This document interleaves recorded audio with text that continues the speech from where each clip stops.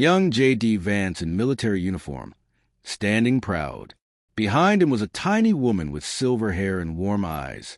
His mama, her hand was on his chest, as if trying to hold his heart in place.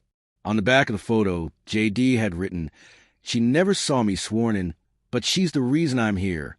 I carry her in everything I do." The Pope clutched the photo, whispering, "Mama," under his breath. The letter continued, "Your Holiness, my mama taught me that loving God meant loving people, especially the ones who are forgotten, abandoned, or mocked. That's why I serve. That's why I pray for the elderly, because they deserve to be remembered before heaven remembers them." The entire room began to weep quietly. Viewers across the globe wiped tears from their eyes, because in that moment, J.D. Vance wasn't a politician or a vice president. He was a boy who loved his grandmother, and the Pope could feel it in his soul. The broadcast cut briefly to an interpreter reading the letter in different languages: French, Spanish, Swahili, but it was the words in plain English that held the world in a chokehold. J.D. wrote, "My grandparents came from the hills of Jackson, Kentucky. They had nothing but a suitcase and faith. They moved to Ohio for work, for survival. Mama scrubbed bathrooms at midnight. Papa hammered steel, and I just tried to stay alive in a house full of noise, pain, and broken dreams. But every night, Mama would sit on the edge of my bed and whisper, 'God's not done with you, J.D.' And somehow I believed her."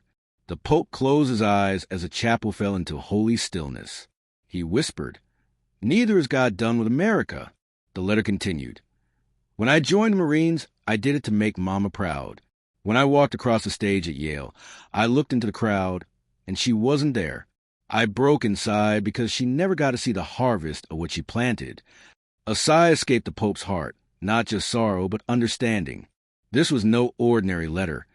It was a testimony of pain, perseverance, and prayer. J.D.'s words took a darker turn. "There's something I never told anyone, not even on the campaign trail. There was a time I almost gave up. One night in college, I sat alone in my car outside a gas station. I had no money, no food, no one to call. I looked up at the sky and said, 'God, if you're there, show me.' I cried like a child. I was ready to quit." The Pope held the page tightly, his face stunned. "That night, a stranger knocked on my window. He didn't ask for anything. He just said, 'God told me to remind you your story isn't over.' He handed me a $10 bill and walked away. That man disappeared into the night, but I never forgot his face." The Pope looked up and said aloud, "An angel." The basilica echoed with silence. J.D. continued, "From that day on, I promise God, if you lift me up, I'll lift others. I'll never forget what it's like to have nothing. I'll never stop praying for those who suffer in silence." The world wept again, because some letters aren't meant to impress. They're meant to heal. The Pope paused before reading the next lines, his voice low and tender. "I wrote most of this letter in the early morning. I couldn't sleep. I sat in the dark with only a candle burning. I prayed. I cried. I felt the weight of every elderly veteran sitting alone, every grandmother who died unnoticed, every addict trying to survive another day. I asked God, why me? Why did I get lifted from poverty?" The entire Vatican crowd fell silent. There were no reporters typing, just quiet sobbing and bowed heads. What started as a letter had become something divine. It wasn't about politics. It was a testimony, a son's letter, a prayer sent into the heart of the church. The Pope wasn't just reading it. He was feeling it with every tear. He continued reading aloud as the letter reached deeper into J.D. Vance's soul. "I wasn't born into power. I was born into pain. My mother battled addiction. My father left early. But Mama, my grandmother, held the family together. She had no riches, but her voice was the strongest thing I'd ever heard. She taught me to pray, taught me to fight, not with fists, but with faith." The entire Vatican crowd fell silent.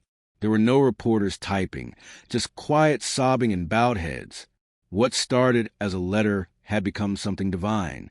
It wasn't about politics. It was a testimony, a son's letter, a prayer sent into the heart of the church. The Pope wasn't just reading it. He was feeling it with every tear. He continued reading aloud as the letter reached deeper into J.D. Vance's soul. "I wasn't born into power. I was born into pain. My mother battled addiction. My father left early. But Mama, my grandmother, held the family together. She had no riches, but her voice was the strongest thing I'd ever heard. She taught me to pray, taught me to fight, not with fists, but with faith. The Pope's voice cracked as he read the name Bonnie Blanton Vance. She scrubbed floors and worked late shifts just to put food in my mouth.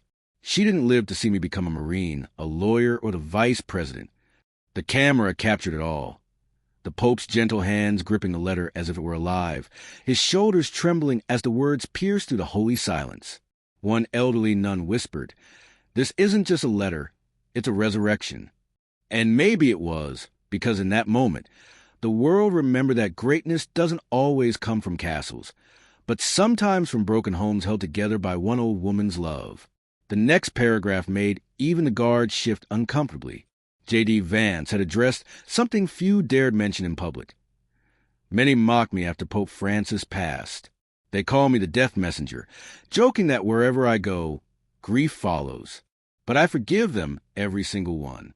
God is a giver of life, not man. I was just a visitor, a servant. I held the Pope's hand and said, "I'm praying for you, Holy Father." He smiled. That was the last time I saw him. I carried that smile like a cross on my back. Pope Robert Prevost gripped the podium, his lips trembling.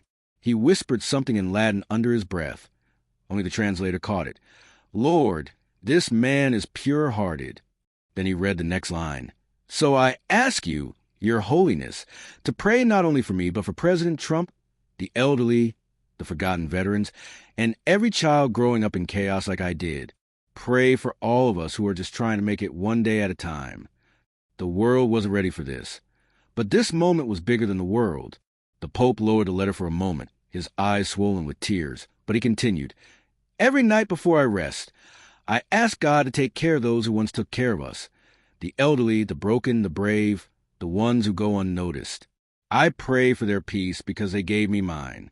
I pray for Mama, for Papa, for every veteran who died feeling forgotten. I pray they hear my voice through heaven's veil, and I always end with, Lord, help me do better tomorrow for them, for you." J.D.'s words weren't fancy, but they were heavy, full of heart, loss, and hope. The Pope had to pause. His voice had become a whisper. Then he spoke from the heart, off script. "Today, the world watches a man be honest about pain, and through his pain, he teaches us to pray again." He turned his gaze to the cameras as millions watched, their eyes wet, their hearts full. Back in D.C., J.D. Vance knelt beside his bed. He didn't know the impact of what he'd written. He only knew one thing. When you speak from the soul, the world listens, even heaven listens. In the quiet of the Vatican's private chapel, a photograph slipped from the Pope's lap as he held the letter. A cardinal reached down to pick it up. It was tucked behind the final page. It showed a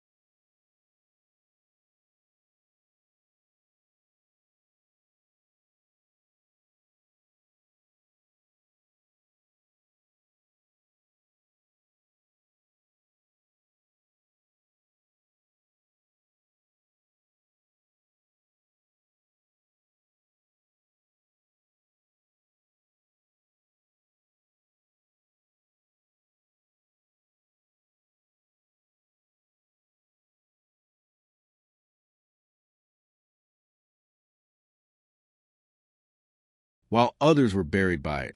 Then I remembered Mama's voice.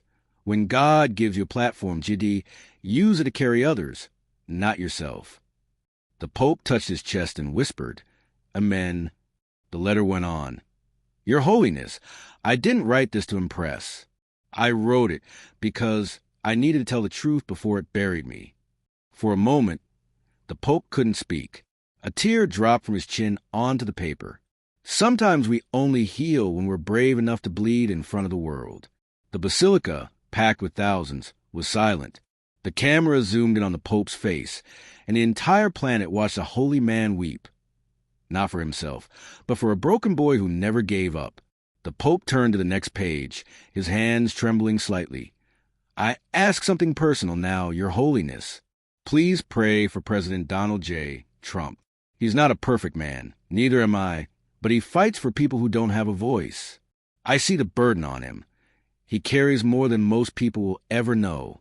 Sometimes I watch him late at night, alone in that office, shoulders slumped, no cameras, just silence, just duty. He prays more than people think, and he weeps more than he'll admit. Gasps spread across the crowd. Even the press lowered their pens. I ask not for political power. I ask for mercy, wisdom, and protection for him, for me, and for all who believe in something bigger than ourselves. The Pope gently nodded. He folded his hands and, right there on live broadcast, prayed aloud. Lord, bless this young man and the president he serves, and the people who walk in pain with quiet faith. The entire Vatican crowd echoed with a quiet Amen. This was no longer just a message. It was becoming a movement of the soul. The letter concluded. This is my last line, Your Holiness, but it's the beginning of my mission. I will not waste this office. I will serve the forgotten. I will pray like Mama prayed. I will cry when it hurts. And I will never stop asking God to guide me. I ask you, Pope Robert, to remember me not as a vice president, but as a man who never forgot where he came from. The Pope finished reading.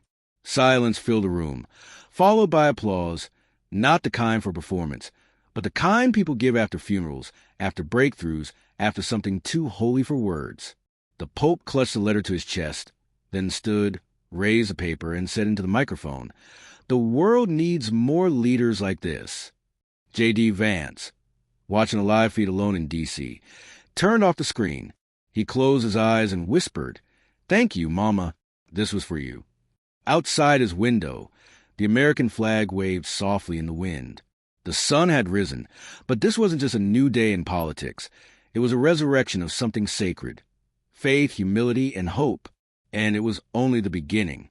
The Pope sat back down slowly, the letter now folded neatly, remaining close to his chest.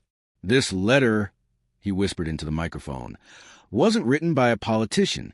It was written by a son, a soldier, and a servant. A young seminarian in the corner was crying openly now, but it wasn't just him. Across the world, in hospitals, nursing homes, schools, kitchens, people were watching. A nurse in Kansas paused her rounds to listen. A janitor in Ghana dropped his mop and wept quietly by a screen. An elderly war veteran in Ohio saluted the image of J.D. Vance on television. It was as if the letter had reached deep into everyone's personal grief and whispered, You are seen. The Pope raised a photo of Mama again and said aloud, If this woman could raise a vice president with a heart this tender, then maybe the world still has hope. The broadcast resumed in full.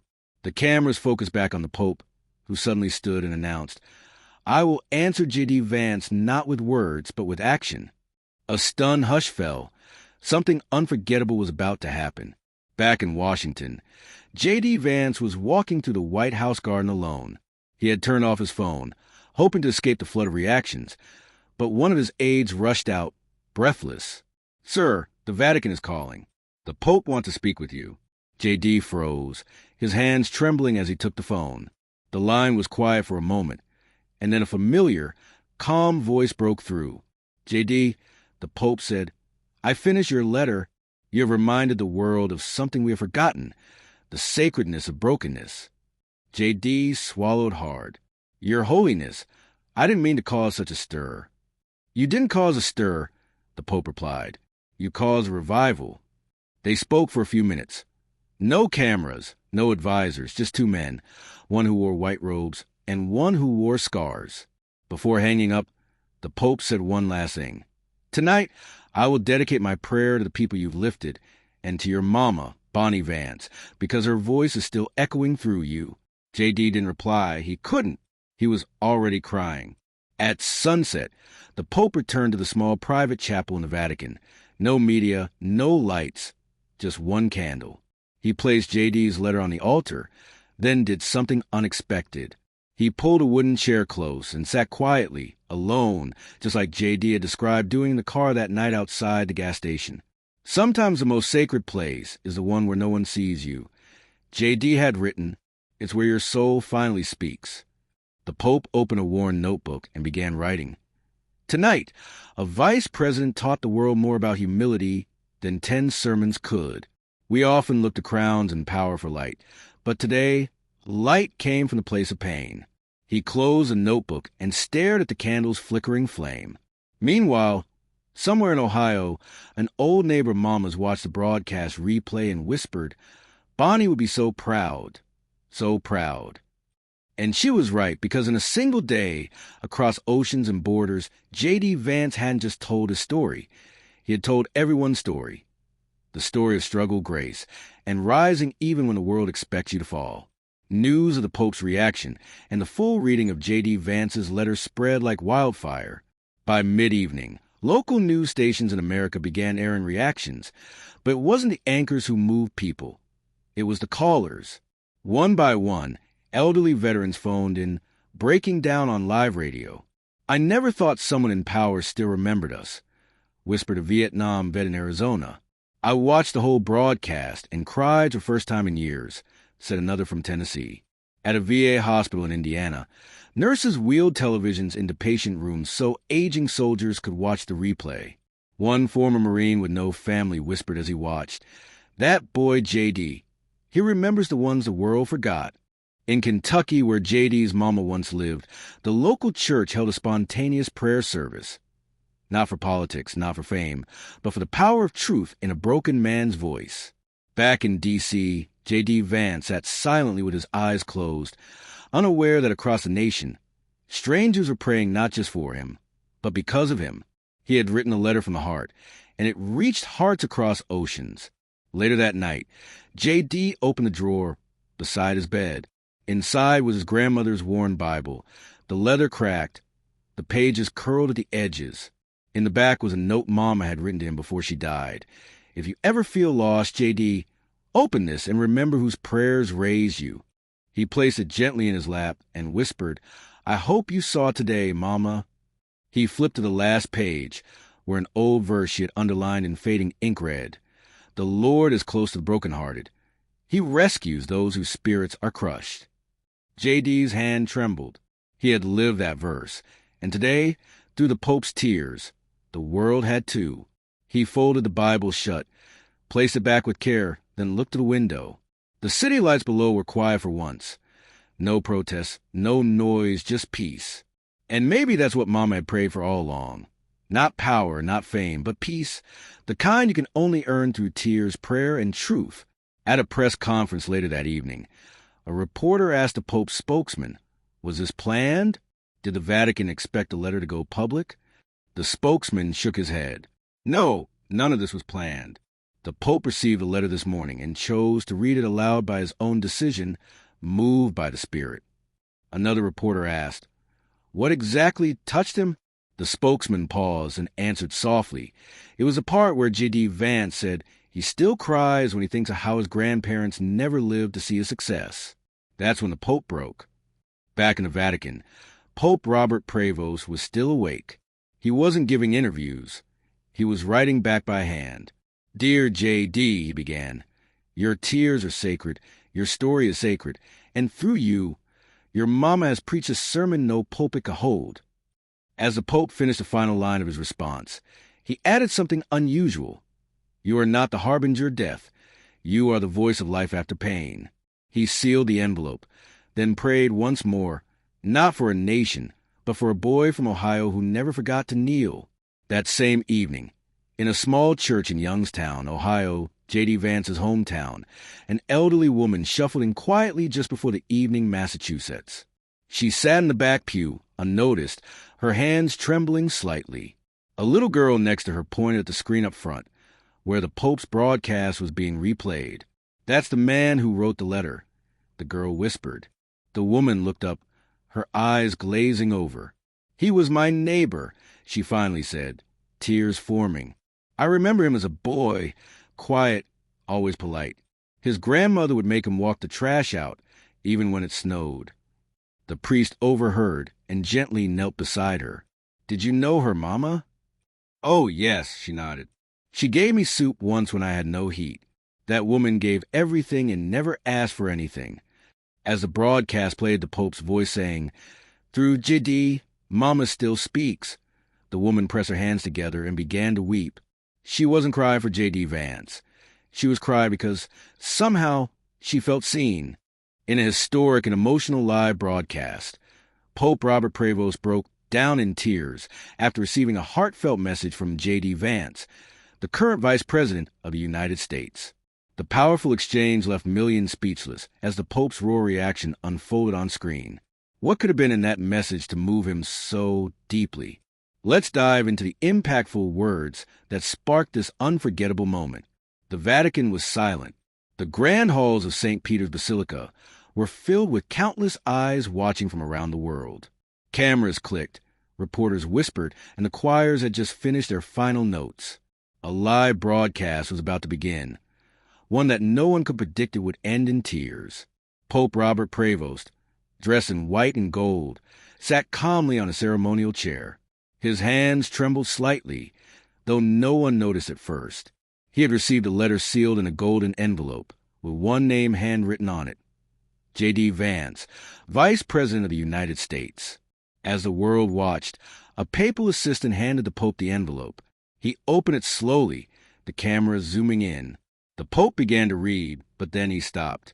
His lips quivered, his chest rose and fell heavily, and his eyes welled up. The letter was only a few lines in, but the truth was already too much. Tears rolled down his face, and gasps echoed throughout the basilica. What did J.D. Vance write? A journalist whispered. No one knew. But in that moment, the world leaned in as a powerful, emotional story began to unfold.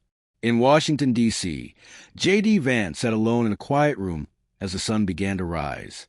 The vice president had chosen to stay behind during the president's international visit. He had something else on his heart, something that couldn't wait. He looked at a photo on his desk. Pope Francis smiling faintly, with J.D. shaking his hand. That was the last time anyone saw Pope Francis alive. He had passed away the very next day. Since then, cruel voices online called J.D. the harbinger of death. They mocked him, blamed him, and laughed at him, yet he never defended himself publicly until now. His message to Pope Robert Prevost began with these lines: "Your Holiness, some say I bring death, that I am cursed because I saw Pope Francis the day before he died. But I hold nothing in my heart against those people. I forgive them because God is in control of life and death, not me." That sentence alone stopped the new pope in his tracks. As he read those words on live television, his breath hitched. The cameras kept rolling, tears streamed down his face, and the world realized this wasn't about politics. This was raw, sacred humanity. The Pope wiped his eyes, asking for a short break, but the broadcast continued live. He refused to stop reading. The letter went on. "Each night before I sleep, I say the same prayer. Lord, take care of our elderly. Give them peace, long life, and comfort. May they not feel forgotten. I say it because I remember my own mama. Her hands were rough from factory work, but they held me together when the world was falling apart." The Pope's hand shook as J.D.'s words continued. "Mama raised me when my mom was broken. My papa died early. Mama passed away years ago. They never got to see me rise. That's why I weep for old folks. That's why I pray for veterans and elders. I miss them every day.